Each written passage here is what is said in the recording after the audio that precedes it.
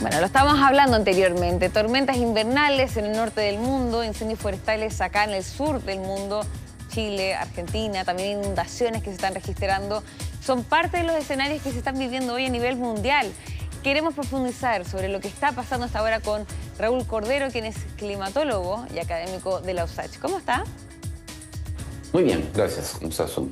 Muchas gracias por estar a esta hora con nosotros en esta conversación con esta situación que realmente preocupa, estos drásticos escenarios climáticos que se están registrando en distintos puntos del mundo.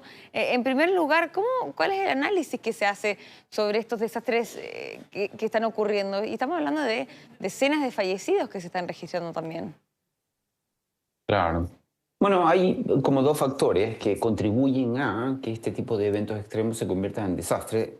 Uno es una cosa natural. Está vigente la Niña. La Niña es un enfriamiento en el Pacífico tropical que se asocia a sequías en algunas zonas, eventos de frío en otras zonas, eventos de precipitaciones en otras zonas. Es decir, como que hay una serie de eventos extremos que se suelen dar cuando la Niña está presente. Pero además, por otro lado, está el efecto del calentamiento global, que hace que esos eventos extremos, que en el pasado también se presentaban, hoy se presenten de manera más intensa y más frecuente. Así que este verano, para nosotros, y el invierno boreal en el hemisferio norte, esa combinación cambio climático con Niña está haciendo que para ellos sea un invierno crudo y para nosotros sea un verano también con ciertas complicaciones dependiendo de la zona. Mm. Y este avance, ¿no?, de cambio climático, por ejemplo, entre otras cosas, ¿cómo es nuestro proceso de adaptabilidad quizás o ir adelantándonos a los efectos que puedan ocasionar? Porque, por ejemplo, los incendios que se están registrando en la Patagonia, Sí. acá en nuestro país también, en Chubut, son incendios que están durando más de una semana y están siendo sumamente complejos Sí. de poder atacar. ¿Cómo no? Al parecer, el cambio climático está avanzando más rápido que nuestro ritmo, ¿no?, para poder ir controlando esta situación.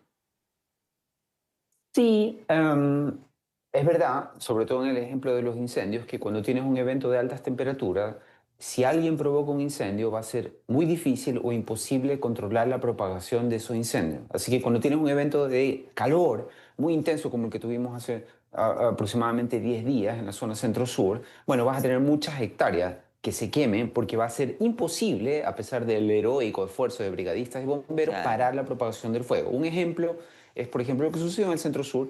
Entre el 19 y el 20 de este mes se quemaron en solo 24 horas 20.000 hectáreas. En cambio, como terminó el evento de calor poco después, desde que terminó ese evento de calor, se han quemado muy pocas hectáreas, pocos cientos de hectáreas solamente. Te fijas, pasamos de, durante la ola de calor, Claro. decenas de miles de hectáreas en pocas horas a prácticamente pocas hectáreas en pocas horas. ¿Qué es lo que hace la diferencia?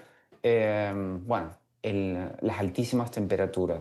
Entonces, bueno, desgraciadamente es muy difícil cuando tienes un evento de calor como estos, que el cambio climático hace cada vez más frecuente, tratar de detener la propagación del fuego. Lo que uno sí puede hacer, lo que ¿Ya? uno sí debería hacer, es evitar que haya pérdidas humanas. Así que nosotros tenemos que avanzar en mejorar la respuesta a las alertas. Por ejemplo, muchas de las víctimas mortales que tuvimos hace pocas semanas aquí en Chile se debieron no solo a que mucha gente no recibió la alerta, sino que mucha gente no sabía cómo reaccionar a la alerta. Mm. Entonces, saber qué hacer, qué rutas tomar, qué tan rápido reaccionar es fundamental, y yo creo que en eso nos falta un poco. Nosotros tenemos un buen sistema de alerta. Por ejemplo, esa ola de calor, ese alto riesgo de incendios, Claro. fue no solamente pronosticado, sino comunicado. Pero cuando a la gente le llega la orden de evacuación, no atina a responder correctamente. Hay mucho que mejorar en eso que mencionaste tú, adaptación al cambio climático. Nosotros no Mm. podemos ya detener el proceso de cambio climático, al menos, o si lo hacemos nos va a tomar varias décadas, pero sí podemos al menos evitar que se nos muera tanta gente. Pérdidas Claro. materiales, desgraciadamente, también es muy difícil de evitarlo. Es que, claro, uno de los factores que también vimos es personas que pensaban que podían detener el avance del fuego y proteger sus viviendas, ¿no? Y por eso no se No, retiraban de sus domicilios y no acataban a lo sí. que emitía la alerta SAE. En esa misma línea, ¿crees que falta también comunicación de riesgo, ir informando realmente cómo es el escenario al enfrentarse a un incendio, por ejemplo, a inundaciones, a los distintos fenómenos climatológicos que Sí. puedan ocurrir? Puede ser, pero este es el típico caso, estos son típicas cosas que uno, a pesar de que tú le comuniques, expliques, etcétera, son Mm, cosas que uno aprende solamente con la experiencia y con el entrenamiento. Por ejemplo, Chile es uno de los países del mundo en el que a pesar de tener muy frecuentes y muy intensos terremotos, se le muere muy poca gente, porque la gente está muy entrenada, no solamente acostumbrada a responder a ese fenómeno, sino que uno cuando está en el colegio en Chile recibe entrenamiento de qué hacer, ahí está marcado rutas de evacuación. Lo mismo pasa con los tsunamis. Si tú vas a la playa en, la costa, en las costas chilenas, hay rutas marcadas que dicen rutas de evacuación en caso de tsunami, ¿te fijas? Pero eso no está, las rutas de evacuación en los cerros, en la periferia de las grandes ciudades de la zona central, justo donde han muerto muchas personas producto de la rápida propagación de los incendios forestales, no están marcadas las rutas de evacuación. Entonces, claro. tú sabes, es como muy obvio cuando uno no Mm, está bajo estrés sí, saber qué hacer. Te fijas, uno dice, bueno, pero si viene una llama, lo que tengo que hacer es irme, te fijas, escapar en dirección contraria. Eso es muy fácil cuando no estás en condiciones de estrés, pero cuando las llamas se te acercan muy rápido, claro. uno si no tiene un entrenamiento previo y además las rutas no están claramente marcadas, uno va a perder minutos que podrían ser complicados. Otra cosa que dijiste tú que tienes razón es que uno no sabe, uno cree que estamos en presencia de incendios como los antiguos, uno Mm, cree que estamos en presencia de sequías como las antiguas, uno cree que estamos en presencia de olas de frío como en el hemisferio norte como las de hace décadas atrás. No, no, no. Nosotros estamos en un planeta con una atmósfera muy diferente a la de décadas atrás, por lo tanto estamos en un clima muy diferente a la de décadas atrás y los incendios que enfrentamos ahora, las tormentas de frío que enfrentan en el hemisferio norte, no son las mismas de décadas claro. atrás. Estamos ante incendios que nunca jamás se habían registrado con la virulencia con la que se registran hoy.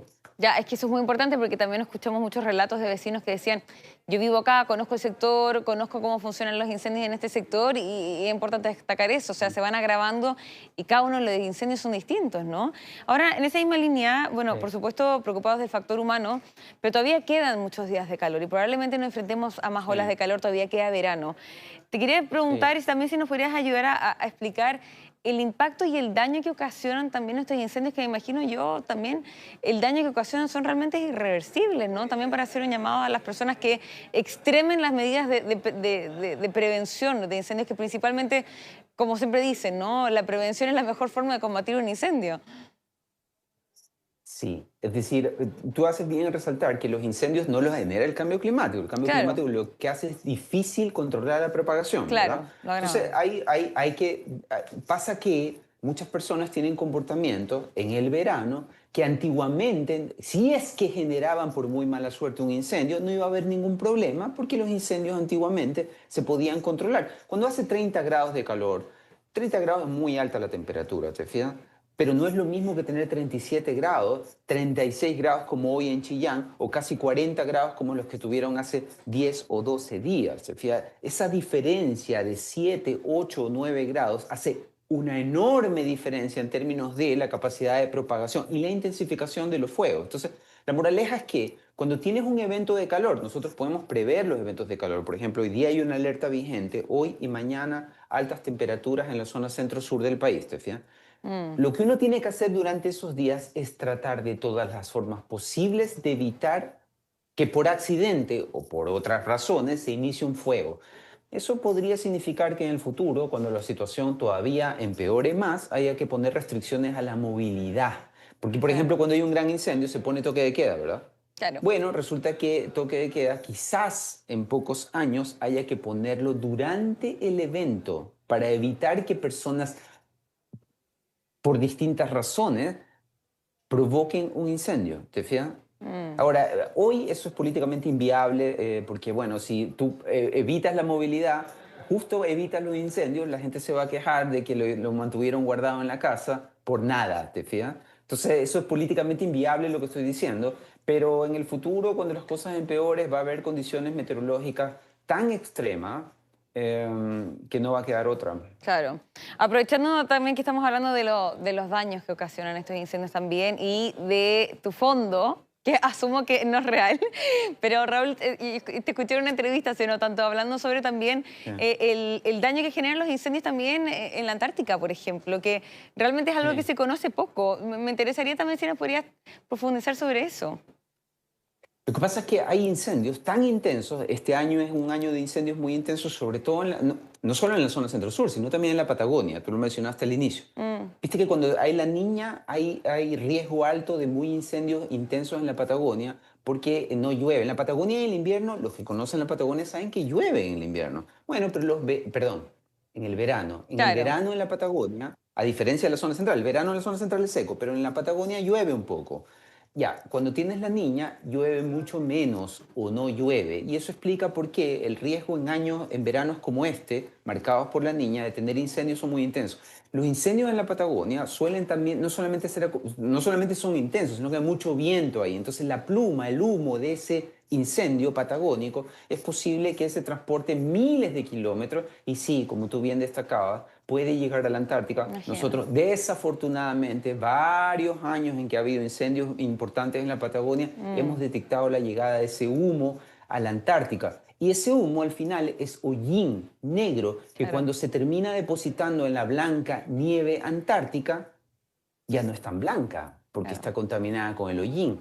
Pueden ser cantidades pequeñas, pero eso hace una diferencia suficiente como para acelerar el derretimiento estival de la nieve y provocar pérdidas de nieve que se estiman pueden ser varios millones de toneladas. Es Mm, decir, provoca un impacto desgraciadamente significativo en la nieve antártica. Y fíjate, a veces son en los incendios sí. de Australia del 2020, los que tengan en buena memoria recordarán esos incendios cuyo humo incluso alcanzó la capital nuestra, Claro, Santiago. Bueno, sí. esos humos también llegaron a la Antártica, también los Terrible. detectamos nosotros, también ocasionaron problemas, no solo en la nieve, también agrandaron el agujero de ozono de la Antártica. Mira, los incendios no solamente que matan gente, que ya eso Claro. es extraordinariamente malo, sino que también tienen efectos secundarios en el clima, retroalimentan el calentamiento climático, así que son un problema de difícil solución. Sí, no, terrible. Por eso es tan importante el llamado, ¿no? A extremar las medidas, queremos que se repita este tipo de situación, ¿no? Y todo el daño que ocasiona también. Raúl Cordero, climatólogo y también académico de la USACH,